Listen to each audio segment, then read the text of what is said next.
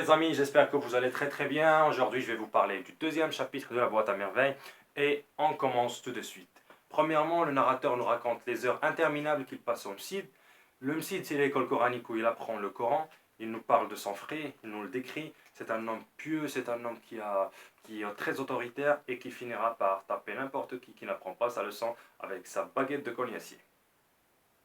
Deuxièmement, il nous parle de la visite de Lala Aïcha. En revenant chez lui, il va trouver que Lala Aïcha, amie de sa maman, vient leur rendre visite.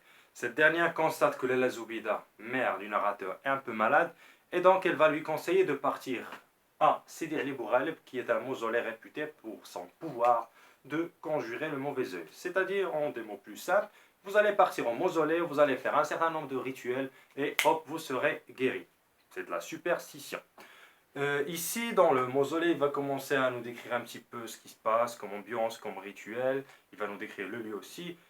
Mais cette méditation va être interrompue par une attaque d'un chat qui va lui écorcher la peau. Par la suite, il revient chez lui, il ne part pas le lendemain au Msid. Et il va nous relater un petit peu ce qui se passe dans la maison, surtout les discussions des voisines. Il nous présente aussi l'origine de ses parents. Et enfin, il nous parle de l'épisode où Rahma va lui offrir un cabochon de verre. Je répète un petit peu ce qui se passe dans le deuxième chapitre.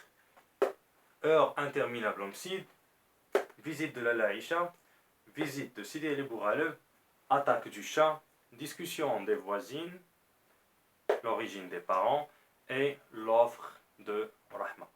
Voilà, c'est tout pour le deuxième chapitre. Je vous donne rendez-vous au troisième chapitre et d'ici là, très bon courage. Au revoir.